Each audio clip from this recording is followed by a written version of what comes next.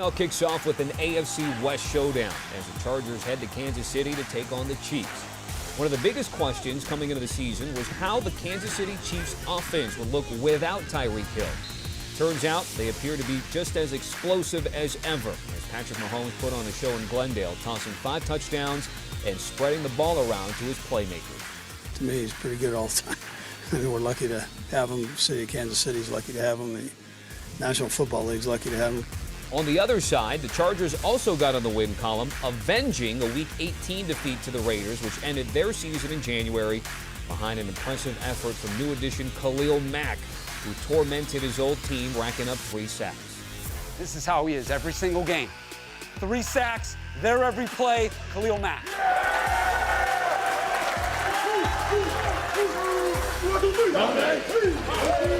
We'll be ready to go. I mean, it's going to be the home opener at Arrowhead, so it's always important to win that one. Against the Chargers, who are going to be someone that's going to be in the playoff picture and someone that's going to be battling for the AFC West championship. Can Mahomes move to a sterling 13-2 career record in September, or will the new-look Chargers defense be up for a challenge? We're in for a good one in Arrowhead.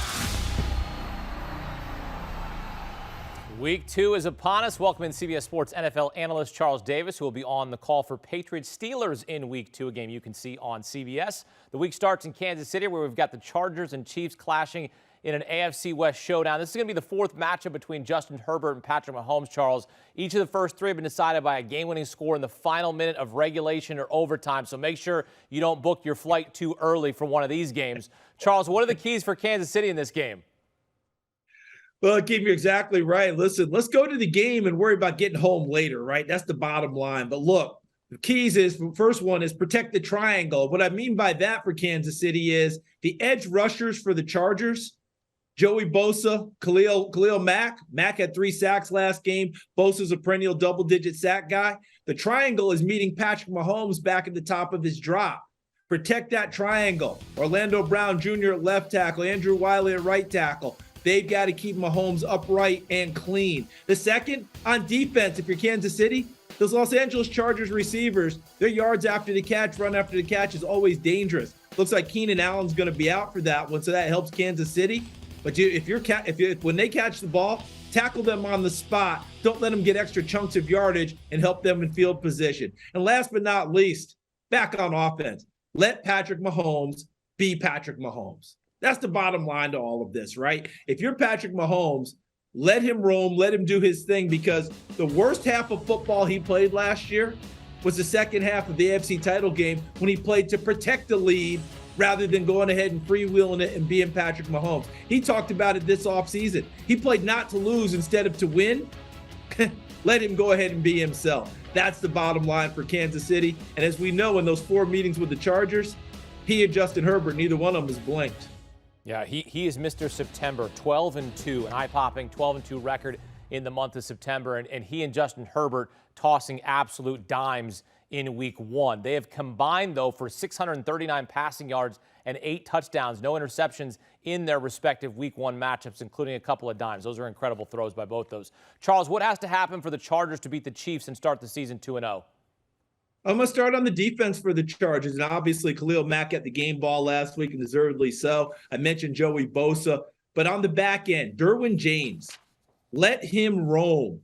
Let him run, let him cover, and most of all, let him hit.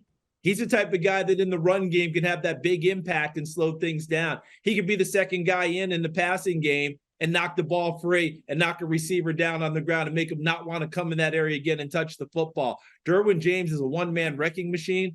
Let him be all over the field. The second thing is that new defensive line for the Chargers. You remember last year, Akeem, people ran the ball with impunity against that Chargers defensive front. I think they were pretty well, I think like 31st in the league against the run. They went out in the offseason, got Austin Johnson. They went out in the offseason, got Sebastian Joseph Day. They drafted Otito Ogbonnia from UCLA. Those big bodies inside have got to slow down the run game. And you don't think about Kansas City running it, but if you play them with the 2 high and open things up, remember Buffalo 2 years ago? I think it was on a makeup type game. That was when Clyde Edwards-Helaire ran for like 161 yards, and Andy Reid said, if you're going to let me run it, I'll keep running it until you stop it. They need to stop that early with Kansas City in case they want to do that. And last but not least, Let's go all Cobra Kai here, Hakeem. Strike first, strike fast, no mercy if you're the Chargers. Bottom line is, let Justin Herbert go ahead and get out there and do his thing and set the pace in this game. You'd much rather have Patrick Mahomes chasing rather than you chasing him. And when I say no mercy, don't back off when you get a lead. Don't try and play and protect it. Make sure you keep the foot on the gas, keep freewheeling it downfield. And Justin Herbert, you remember that first game in Kansas City last year? He let his team down late through the winning touchdown pass. As I said before, neither one of these quarterbacks blinks when they face each other. But I think the Chargers are better off if they're setting the pace and making Mahomes do the chasing rather than the other way around. Yeah, because if you even leave like 12 or 20 seconds on the clock for Patrick Mahomes, that's enough. 13 seconds. Yeah. That's all it takes. Yeah, just 13 seconds. And if you don't kick the ball the proper way, right. If you don't take squib time kick it, off the yeah, clock, then you're in big trouble. Big trouble. Exactly right. Mahomes has won 2 of the 3 matchups against Justin Herbert. Charles, does Mahomes lead his team to victory on Thursday night in the home opener at Arrowhead?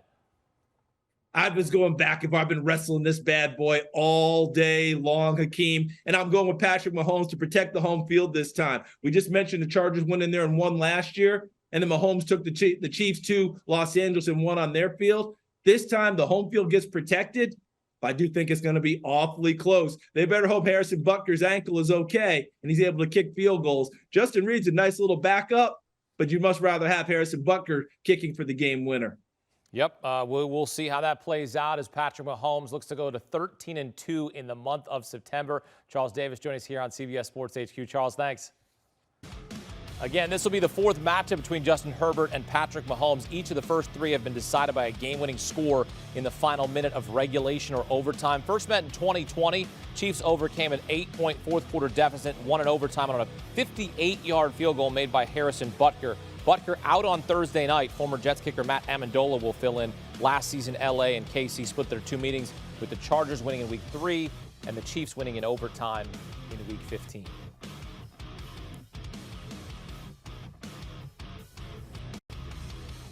Time to bring in the czar of the playbook, Emery Hunt. Emery, Vegas has the Chiefs favored by 4 points against the Bolts. It's a little bit of a tricky line here as the teams have been separated by just 3 points in the first 3 matchups. Odds makers also suggesting this is going to be a shootout with the total ticking all the way up to 54. How do you see this game playing out? Yeah, it's definitely not going to be 3 with Harrison Butker out, so they had to go 4. So I'm going to lay those points with Kansas City. I think both teams are very similar in what they do out there on the field. You look at Patrick Mahomes. He's great on these second reaction plays. So is Justin Herbert. So if you're a receiver, you love playing with quarterbacks like that because all you have to do is to keep on running. They're going to find you down the field. They can get the football deep down the field. So I see a back-and-forth affair. So I also will go with the over, too. So I do like the Chiefs to win, lay those points with Kansas City. But because they both play a breakneck style and because there's no Harrison Butker, I expect the Chiefs to be a little bit more aggressive in how they attack the field in terms of when they score. They're going to go for 2. They're going to try to go even more so on 4th down than normal. So I expect this to be a high-scoring game, so definitely take the over as well.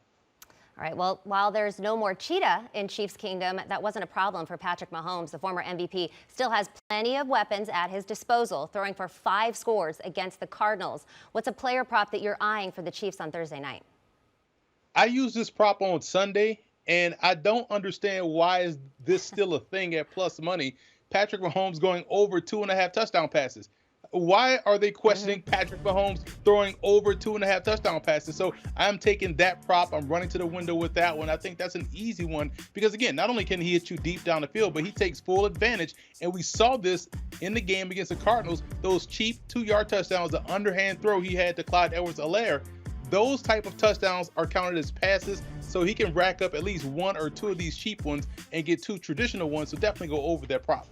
The fact that you could get Patrick Mahomes to do what Patrick Mahomes does best at plus money, it feels like a steal. Conversely, the books also have Herbert's line at 1.5, but that over is juiced to minus 224. So I will take Mahomes all day long. All right, on to the Chargers now, who will face their second divisional opponent within the first 2 weeks. Herbert and co, combined with the Bolts' new-look defense, put on a clinic against the Raiders last weekend. What's a prop that you like for the boys in powder blue? Well, this is going to be a Patrick Mahomes versus Justin Herbert game. So with that being the backdrop, I'm taking away Austin Eckler. So I'll look for him to go under 54.5 rushing yards. His damage in this ball game will be as a receiver taking advantage of those Chiefs linebackers in coverage. That's the biggest matchup I think they have in favor of them. They won't be able to run the football effectively against this revamped defensive front of Kansas City. So I'm going to go under 54.5 rushing yards for Austin Eckler. I think he's going to have another struggle out there on Sunday or game day trying to run the football this week as well. The AFC West is stacked. Kansas City still currently a plus 125 favorite to repeat as division winner for the 7th straight year, followed by the Chargers at plus 190. We might see a good matchup here in terms of who's going to win the division later. Who's your pick right now to win the AFC West? It's still Kansas City, has been Kansas City since the schedule came out. It will always be Kansas City until Patrick Mahomes is not playing for the Chiefs. I just like the fact that they are confident in who they are. They don't break for nobody. They got better defensively, and they still have one of the top quarterbacks, if not the top quarterback, in my opinion, in the NFL. So I think that's worth its weight in gold. So I like them to win the division as well. The rest of the division, 2, 3, and 4, you could fight about that all you want. I think number 1 is firmly set with Kansas City. All right, it is always Kansas City. Thank you so much, Emery. We'll catch you a little bit later. Let's go ahead and recap.